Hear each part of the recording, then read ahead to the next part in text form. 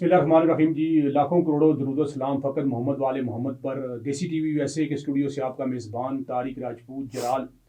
नाज़रीन, मौजूदा मुल्की सूरत हाल पर आज बात करेंगे और मैं ये समझता हूँ कि जो तज्ज़िया है वो यही है कि अवाम जो है वो मौजूदा सूरत हाल में परेशान नज़र आती है और अवाम का ये कहना है और हमें देखने को भी नज़र आ रहा है कि महंगाई बेरोज़गारी के हवाले से दिन ब दिन जो है सूरत हाल वो ख़राब से ख़राब होती जा रही है। अगर वफाक के अंदर देखें और फिर सूबे के अंदर देखें, जो आपस की कशमकश है अवाम उससे अफेक्टी नज़र आती है, कोई भी पुरसाने हाल नहीं है। इन मौज़ूआत पर बात करने के लिए और जो अवाम के सवालात हैं उनका जवाब लेने के लिए आज मेरे स्टूडियो में जो मेहमान मौजूद हैं उनसे बात करेंगे और उनसे पूछेंगे। सबसे पहले तो मैं अपने जो पैनल्स के जो हमारे मेहमान हैं उनसे आपका तारुफ करवाऊंगा। मेरे साथ मौजूद हैं जनाब, आप उम्मीदवार बराए हल्का NA46 इस्लामाबाद है और उसके साथ साथ चेयरमैन अवामी राब्ता कौंसल पाकिस्तान के साथ साथ चेयरमैन अवान एताज इस्लामाबाद में मेरी मुराद जनाब Malak Mohammad Zaheer Awan advocate high court. उनके साथ जो मेरे दूसरे मेहमान हैं वो भी एक सियासी फिगर हैं और नौजवान हैं। फिर ख़ास तौर पर आप साबका कौंसलर है UC 33 रावलपिंडी, उसके साथ साथ आप सीनियर नायब सदर हैं PP16 youth week Rawalpindi Pakistan Muslim League Noon. मेरी मुराद जनाब शान अंसारी एडवोकेट साहब मेरे साथ मौजूद है। सबसे पहले मैं दोनों मेहमानों को खुशामदीद कहूँगा जी। जी वालेकुम अस्सलाम, बहुत शुक्रिया जलाल साहब। अच्छा, सबसे पहले मैं शान साहब आपकी तरफ आऊँगा क्योंकि वफाक के अंदर आपकी हुकूमत मौजूद है और मैं ये पूछना चाहूँगा आपसे, अगर कहेंगे तो बिल्कुल मैं आजिज़ी के साथ आपसे पूछना चाहूँगा कि बहुत दफ़ा ये सवाल हो चुका और आज तक आवाम इससे मुतमईन नहीं हो सकी। आपका ये कहना था कि डार साहब आएंगे, डॉलर भी नीचे आएगा, महंगाई भी कम होगी, बेरोजगारी भी कम होगी, तो क्या कहेंगे इसके बारे में? बिस्मिल्लाहिर्रहमानिर्रहीम। सबसे पहले जी तारिक राजपूत जलाल साहब, आपका बहुत बहुत शुक्रिया कि आपने अपने प्रोग्राम देसी टीवी चैनल पे मुझे मदऊ किया। मैं निहायत मशकूर ममनून हूँ। उसके बाद मैं आपके सवाल की तरफ आता हूँ। आपने फरमाया कि डार साहब जब पाकिस्तान आएंगे तो कैसे मामलात हल होंगे। जैसे कि आप जानते हैं कि डार साहब तजर्बा रखते हैं, इससे पहले भी वो इस ओहदे पर फाइज रहे हैं और बड़े ऐसे तरीके से अपने मामलात चलाते रहे। तो इस टाइम जो मुल्की सूरत हाल चल रही है, महंगाई और बेरोज़गारी जिस हद तक बढ़ रही है और जो जिस तरह साबका हुकूमत ने मुल्की मीशत का बेड़ा गर्क किया और कर्ज़ों के जो है बोझ लाद दी है, तो उस पर एकदम से तो नहीं कोई जादू का चिराग है डार साहब के पास। और पाकिस्तान सुनने को यही मिल रही थी कि जनाब डार साहब वहाँ पर बैठ के जो हमारे एक्स प्राइम मिनिस्टर हैं मियां मोहम्मद नवाज शरीफ साहब, उनसे बाकायदा तौर पर सारा होमवर्क लेकर आएंगे और दिनों के अंदर जो है वो चीज़ें सेटल हो जाएंगी। ये बात नहीं हुई सर, ऐसा कुछ भी नहीं है। प्रोग्राम तरतीब दिए जाते हैं। अब डार साहब आए हैं, एक रोड मैप और होमवर्क किया गया है और इसके असरात आपको आने वाले दिनों में नज़र आएंगे। कब नज़र आएंगे जी? आवाम तो पिस रही है जी। अंसारी साहब, आप बहुत काबिल एहतराम है जलाल साहब। आप जानते हैं कि पाकिस्तान मुस्लिम लीग नून की हुकूमत को आए हुए टाइम कितना हुआ है? इतने टाइम में तो अभी यानी कि तरीक़ेकार सेट नहीं होता, तो अभी थोड़ा सा टाइम लगेगा। ये जो मुल्क की मैशत आप वेट कर लेते, 5 साल इनको पूरे करने देते, फिर आप आ जाते। सर, अगर 5 साल वेट करते, जो हालात हो चुके थे ना, जिस नहज पर पहुँच चुके थे, दस्तों गिरबान हम हो रहे थे एक दूसरे के साथ, अदालतों में जो जुल्म और ज़्यादतियाँ हो रही थी और झूठे केसेस जो मुस्लिम लीग नून पर और PTI पर चल रहे थे, तो ये ज़रूरी हो गया था। ये ज़रूरी हो गया। आपकी तरफ आऊँगा और मेरे साथ जो दूसरे मेहमान हैं मैं उनको अपने साथ शरीक गुफ्तगू करूँगा। मलक मोहम्मद ज़हीर अवान साहब। ज़हीर अवान साहब, ये जो शान अंसारी साहब कह रहे हैं जी कि अगर इनको मज़ीद टाइम मिलता तो जो मुल्क है वो मज़ीद जो है वो अंधेरों की तरफ उसको चला जाता, तो क्या ये सही फरमा रहे हैं? जी बिस्मिल्लाहिर्रहमानिर्रहीम। सबसे पहले तो जलाल साहब आपका बहुत शुक्रिया कि आपने इस बड़े अहम मौजू बोलने का मौका फराहम किया। देखें, अगर आप पाकिस्तान की जब माज़े वजूद में आता है उस वक्त से लेकर अब तक जितना भी यानी टाइम गुजरा पाकिस्तान को, इस पे PTI को जो टाइम दिया गया सिर्फ 3.5 साल हुकूमत करने दी गई। और ये जो मुस्लिम लीग नून और पीपल्स पार्टी जो थे, ये नस्ल दर नस्ल जो है आपको पता है पाकिस्तान को अपना मसलत हैं, हुक्मरानी कर रहे हैं। अब जब 9 अप्रैल 2022 को एक मुंतखब हुकूमत को पैसे लेकर और एक मिली भगत कर कर उसको घर भेजा गया और जुल्म ज़्यादती की गई इस बुनियाद पर कि ये जो पाकिस्तान के लिए वो काम कर रहे थे और इन्होंने कहा जी हम आएंगे तो हम इसको बेहतर करेंगे। आप देखें, पेट्रोल जो था हमारे दौरे हुकूमत में 150 रुपया था फ़ी लीटर, अब उसकी कीमत देखें। उसके बाद इसहाक डार साहब की बात कर रहे हैं, वो तो करप्शन ज़्यादा शख्सियत हैं, उनके ऊपर बेशुमार। अच्छा, एक और बात मैं कर दूँ कि ये जो कहते हैं ना कि केसेस बनाए गए, ये केसेस जो थे, ये एक भी केस आप मुझे लेके आए, आप रिकॉर्ड लेके आए जो PTI की गवर्नमेंट के दौरान बनाया गया हो।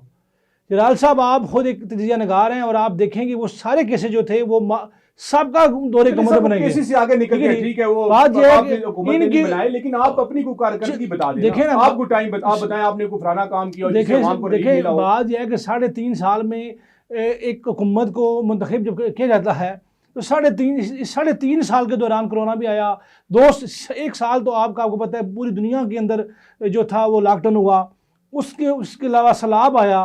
देखिए अब 3.5 साल में किस तरीके से आप एक मुल्क के निज़ाम को जो पिछले 70 सालों से ख़राब है, किस तरह उसको दुरुस्त कर सकते हैं? मलिक साहब, आपके लीडर का ये कहना था, बिल्कुल कोरोना आया, उसमें जो पॉलिसियां थी वो बिल्कुल मुल्की इंटरनेशनल लेवल के ऊपर उनको अप्रिशिएट किया गया, लेकिन आप ये भी इस बात को भी एडमिट करें कि आपके लीडर ने ये कहा था कि मेरे पास पूरी टीम मौजूद है, मैंने पूरी टीम तैयार की हुई है, जो ही मुझे गवर्नमेंट मिलेगी, मैं पहले 90 दिन का पहले नारा लगाया गया, फिर उसके बाद टाइम फ्रेम को बढ़ाया गया। तो मैं ये पूछना चाहता हूँ आपसे, मेरा ये सवाल है, देखिए ये मुल्क है ना, ये क्रिकेट देखें जनाब साहब, बात यह है कि 9 अप्रैल 2022 को जब एक मुंतखब हुकूमत को घर भेजा गया, उसका तख्ता उल्टा गया, तो क्यों उल्टा गया, किस बुनियाद पे किया?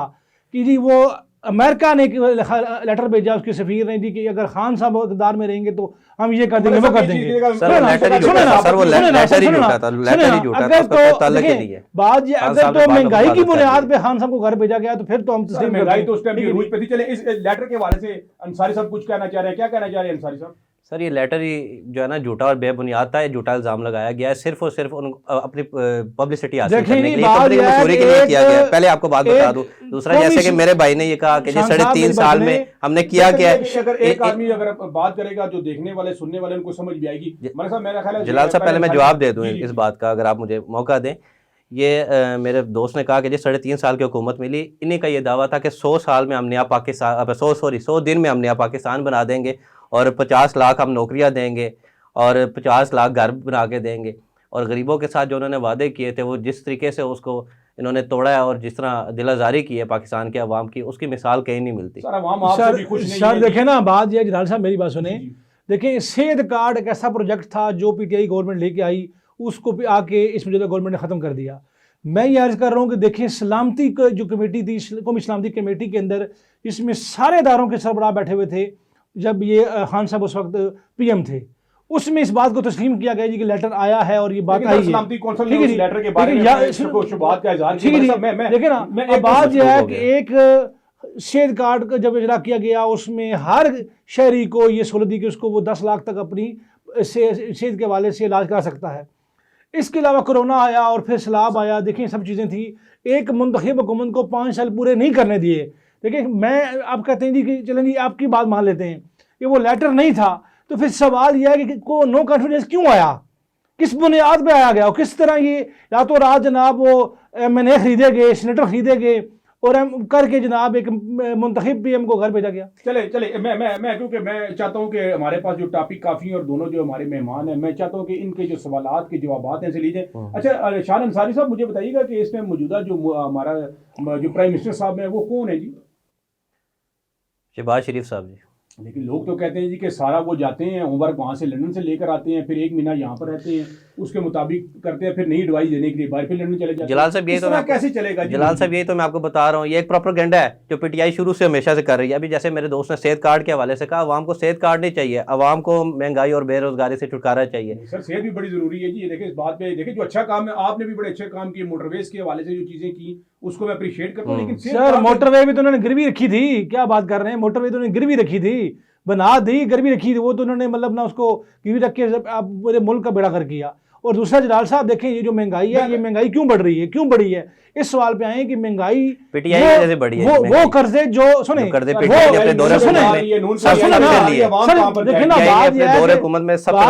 कब लिए गए, कर्जों की शुरुआत कब होती है, कर्जे जब आप वापस करते हैं तो विद इंटरेस्ट वापस करते हैं। इमरान खान ने कहा था अगर मैं कर्जा लूंगा तो मैं मेरी चौक पे वो मुझे टांग दीजिएगा, ठीक है। और इमरान खान की गवर्नमेंट आते साथ ही सबसे पहले उन्होंने कर्जा लिया। देखिए ना, कर्जा इसलिए लिया कि आपने पिछला कर्जा वापस कर रहे हैं, आपने जो पिछला जोर ना बोलते आपने अगला कर्जा लिया, किस तरह वापस एडमिट कर लिया इन्होंने। फिर उसके बाद जो था वो बात ये है कि फिर जो करप्शन की गई, लेकिन 2 चीजें मुल्क के अंदर जब तक खत्म नहीं होंगी, मैं अक्सर कई दफा मैं ये बात कर चुका हूँ, एक तो करप्शन और दूसरा कर्जे जब तक खत्म नहीं। आप कभी मलिक साहब मैं माजरत के साथ देखें ना, दोनों मेरे लिए रिस्पेक्टेड है। मैं सिर्फ ये पूछना चाहता हूँ कि अवाम के हवाले से ना, चले आजकल जो बर्निंग जो टॉपिक है वो इलेक्शन के हवाले से है।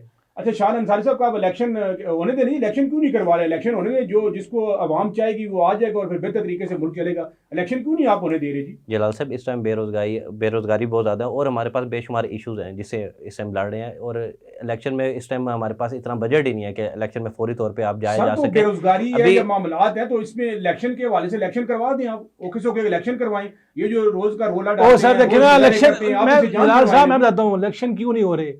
पिछले जब मंथ में 7 सीटों पे खान साहब इलेक्शन लड़े तो आपको पता है कि वहां पे 7 से 5 सीटें खान साहब जीत के थे। नहीं ये तो रिकॉर्ड है, ठीक है, तो रिकॉर्ड ठीक है, इसको एडमिट करेंगे। ये डर और खौफ की वजह से पिछले 9 अप्रैल से लेकर अभी तक खान साहब का एक ही था कि आप कुछ ना करें, हमें कुछ ना दें, आप सिर्फ इलेक्शन करवा दें। अंसारी साहब, फिर ये डर और खौफ होता है, डर और खौफ होता है, डर और खौफ होता है तो इमरान खान साहब पिंडी आगे भागना चाहते, ये लॉन्ग मार्च वो खत्म ना करते। 2 दिन पहले इसाक डार साहब किससे मिले हैं?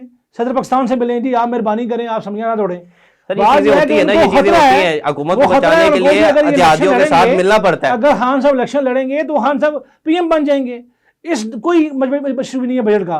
ये आज असम्बलियां अनाउंसमेंट करें, इलेक्शन कराएं, जो भी अवाम फैसला करेगी उसको आप मुंतखब करें। ख्वाब देखना पे पाबंदी नहीं है, इमरान खान ख्वाब देख सकते हैं आप दोबारा प्राइम मिनिस्टर बनने का, लेकिन इस टाइम जो मौजूदा सूरत हाल है ना, जो तबाही और बर्बादी उन्होंने कर चुके हैं, इंशाल्लाह वो अब अभी कभी भी जो है ना उनके प्राइम मिनिस्टर बनने के कोई चांसेस नहीं है। तबाही बर्बादी की वो दोबारा नहीं आएंगे लोग, अगर आपको चाहेंगे आप दोबारा इनका शौक पूरा होगा, जब टाइम आएगा तो इंशाल्लाह इलेक्शन होंगे। इलेक्शन अपने पूरे टाइम पे मकसद ये है कि जो आप देखें अवाम का एक इलेक्टेड जो पीएम को जब सीट से डी-सीट किया गया, अवाम का जो प्यार था वो पूरी दुनिया ने देखा। अच्छा मलिक साहब, एक अच्छा चले मुझे आप एक बात बताएं।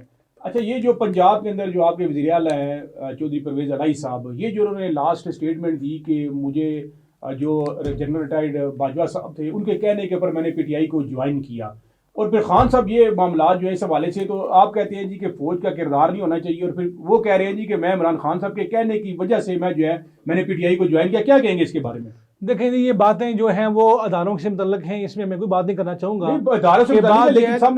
देखिए बात यह है कि अब इन चीज़ों को मेरे ख्याल में यहाँ डिस्कस नहीं करना चाहिए, क्योंकि कौमी इस्लामती के इदारे हैं, ये चीज़ें जो है ना वो चले इस पे डिस्कस ना करें। 1 मिनट और मीडिया बात हुई भी है ना। अच्छा जलाल साहब या तो मीडिया पे ना हो। कह रहे हैं जी कि 4 साल जो है बुज़दार साहब ने टाइम ज़ाया किया पंजाब में, और खान साहब तो कहते थे कि बुज़दार साहब मेरे वसीम अकरम प्लस हैं। इसके ऊपर तो आप बात देखें ना, बात यह है कि मैंने पहले अर्ज किया कि पीटीआई गवर्नमेंट को इस पूरे 70 सालों में सिर्फ 4 साढ़े 3 साल दिए गए।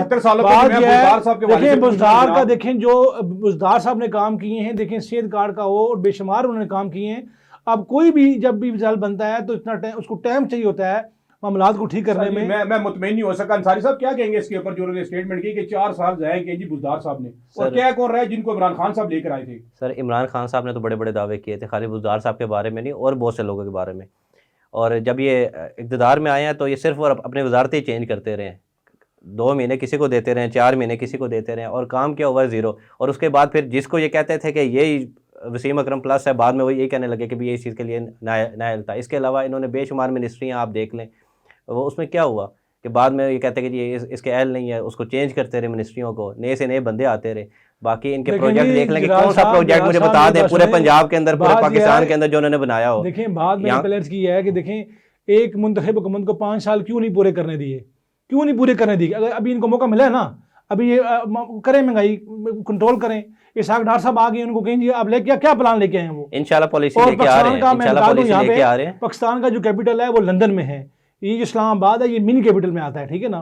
आपके सारे फैसले लंदन में होते हैं और वहीं पे बैठ के आपकी पॉलिसी। जी नाज़रीन, ये था हमारा आज का प्रोग्राम। मैं दोनों मेहमानों का शुक्रिया अदा करूंगा, आपने कोशिश की, लेकिन मैं इन दोनों से रिक्वेस्ट भी करूंगा कि वो काम ऐसे काम किए जाएं जिससे अवाम को रिलीफ मिले और पाकिस्तान जो है वो तरक्की की तरफ दोबारा गामजन हो। इसी के साथ मुझे इजाज़त दीजिएगा, दोबारा आपसे मुलाकात होगी। पाकिस्तान जिंदाबाद।